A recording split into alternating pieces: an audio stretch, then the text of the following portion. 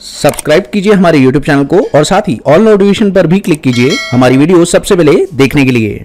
दोस्तों आज की वीडियो होने वाली है कमाल धमाल और बेमिसाल, क्योंकि आज मैं आप लोग स्क्रीन पर तो देख ही पा रहे हैं, क्योंकि आज मैं आपको बताऊंगा कुछ ऐसा जो आपने आज से पहले कभी नहीं देखा हुआ। ये क्या है आप लोग समझ लीजिए। दोस्तों आप लोग पावर क्वेरी में काम कर रहे हैं और आपने कोई क्लीनिंग कर रखी है, क्लीनिंग के सारे स्टेप्स आप लोगों को दिखाई दे रहे हैं। यहां पर मान लीजिए कोई भी डेटा है, किसी भी तरह का डेटा है और आपने उसे क्लीन किया है और यहां पर पावर क्वेरी एडिटर के अंदर उसके सारे स्टेप्स आप लोग शो कर रहे हैं। तो भाई कोई भी यूजर इन स्टेप्स को डिलीट कर सकता है और फिर आप परेशानी में आ जाएंगे, भैया कौन सा स्टेप डिलीट किया, और आपका सारा का सारा डेटा बिगड़ सकता है। तो भैया अब ऐसा नहीं होगा, क्योंकि आप इन सारे स्टेप को छुपा सकते हैं और मैं ये सारे स्टेप्स छुपा दूंगा ऐसे कि भैया अब किसी को पता ही नहीं चलेगा कि आपने पावर क्वेरी एडिटर के अंदर किसी भी डेटा को क्लीन किया है तो कैसे किया है। वो सारे स्टेप गायब कर दूंगा। तो चलिए देखते हैं, इस वीडियो को पूरा देखिएगा, आपको प्रॉपर समझ में आएगा। वीडियो का एक भी स्टेप मिस मत करिएगा, वरना आप लोगों को ये स्टेप बहुत दिक्कत करेगा। तो वीडियो काफी इंटरेस्टिंग होने वाला है। वीडियो को अभी से लाइक कर दीजिएगा, चैनल पर नए हो तो सब्सक्राइब भी कर दीजिएगा। चलिए शुरू करते हैं। सबसे पहले आप लोगों को क्या करना है, जो भी क्वेरी आपने चला रखी है उसे आप ओपन कर लीजिए, चाहे एक्सेल में चाहे पावर बीआई में आप ओपन कर लीजिए। ठीक है, तो जैसा कि अब आप चेक कर पा रहे हैं मैंने इसे कीप कर रखा है और ये देखिए ये जो फाइल है मैंने एक्सेल में ओपन कर रखी है। ओके, और अब मैं इसे एडिट कर रहा हूं क्वेरी में, और जैसे मैंने एडिट किया तो मेरे पास क्वेरी की जो डायलॉग बॉक्स है, मेरा क्वेरी का डायलॉग बॉक्स वो खुल गया है। ये पावर बीआई में खुल सकता है, आप वहां पे भी कर सकते हैं। फिलहाल अब यहां पर देखिए दोस्तों, यहां लास्ट स्टेप जो भी मैंने किया है उसके ऊपर मैं चला गया और अब जो भी कोड इस पर रन हुआ है ना वो एक जगह और भी दिखाई देता है। अगर आप यहां पर एडवांस एडिटर पर क्लिक करें तो आपको वो सारे स्टेप्स दिखाई देंगे जो इसके ऊपर रन हुए हैं। आपको क्या करना है, सिंपली सबसे पहले तो आपको इसमें लिखे हुए सारे स्टेप्स को सिंपली कॉपी कर लेना है। ठीक है, कॉपी करने के तुरंत बाद इसे बंद कर दीजिए। ठीक है, उसके बाद आप जाइए एक नोटपैड फाइल खोल लीजिए। सिंपल आपको एक नोटपैड फाइल खोल लेनी है।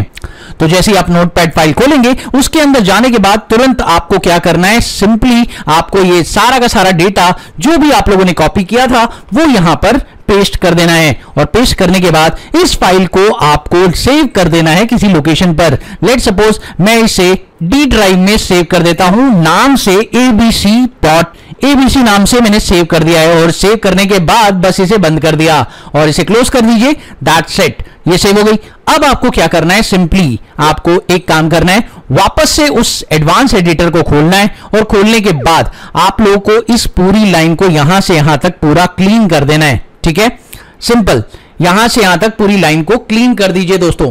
अब क्लीन करने के बाद आपको क्या लिखना है वो मैं आपको बताऊंगा। तो चलिए ध्यान से देखिएगा स्टेप्स और अब समझ लीजिए। तो स्टेप्स क्या है, सबसे पहले आपको यहां पे लिखना है, सबसे पहले आप लोगों को वो फाइल उठानी है। तो फाइल कहां पर पड़ी है तो सबसे पहले वो करेंगे। तो चलिए देखते हैं, यहां पर लिखिए फाइल डॉट कंटेंट और अब ब्रैकेट डालिए। जैसे ही आप ब्रैकेट डालेंगे तो वो पूछेगा फाइल का पाथ कहां है, तो आप फाइल का पाथ बताइए उसे। तो सिंपली आपको फाइल का पाथ लेने के लिए आपको जाना पड़ेगा उस फाइल पर। ये देखिए वो फाइल है और इस फाइल पर राइट क्लिक प्रेस करिए, राइट क्लिक प्रेस करके प्रॉपर्टीज में जाइए, वहां पर सिक्योरिटीज में जाइए और यहां पर इस फाइल का जो पाथ है वो आपको दिख रहा है उसके नाम के साथ, इसे कॉपी कर लीजिए। कॉपी करने के बाद आप आ जाइए वापस से इस विंडो पर और यहां पर ये जो फाइल का पाथ है उसे इन्वर्टेड कॉमा में पेस्ट कर दीजिए। पेस्ट कर दिया आपने, ठीक है। अब क्या करना है दोस्तों, सिंपली अब आपकी ये फाइल पेस्ट हो चुकी है और इसका पाथ आपने ले लिया है। अब आपको क्या करना है, क्योंकि ये डेटा आपका बाइनरी फॉर्मेट में है, यानी आपको वहां से बाइनरी डेटा उठाना है, नंबर्स में डेटा उठाना है। तो आप यहां पर क्या लिखेंगे, टेक्स्ट फ्रॉम बाइनरी,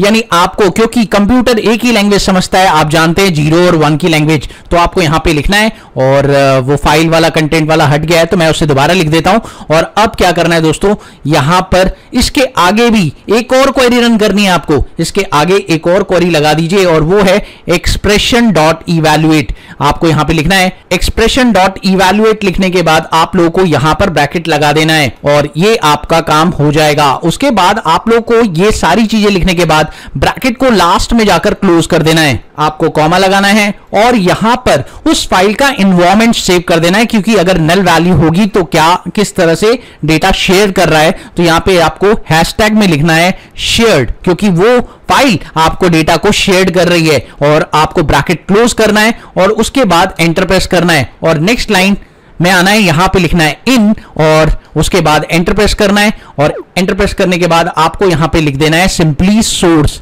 और सोर्स लिखने के बाद बस आपको एंटर प्रेस करना है। आपका यहां पर नो सिंटेक्स एरर मेंशन हो रहा होगा। अगर आपका कोई एरर नहीं आ रहा तो आपका बिल्कुल सही है जो आपने किया है। उसके बाद आप डन कर दीजिए और आप देखिए सारा का सारा स्टेप गायब हो चुका है और आपकी क्वेरी हाइड हो चुकी है, लेकिन आपका जो फॉर्मेशन है वो बिल्कुल सही है। अब मैं आपको दिखाना चाहूंगा, इसको मैं सेव कर देता हूं।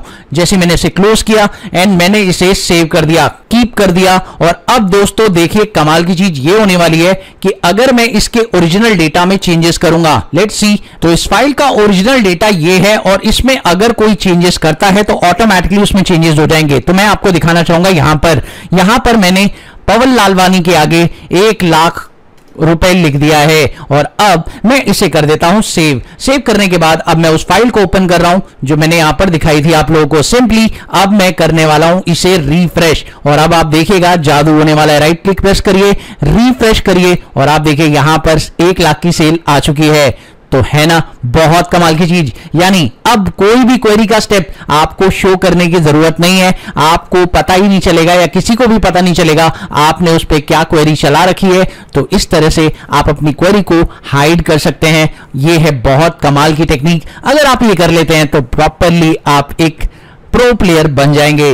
तो मिलते हैं आप लोगों से अगली वीडियो में एक और नए कंटेंट के साथ। तब तक के लिए देखते रहिए, सीखते रहिए गाइड ऑफ मैथ।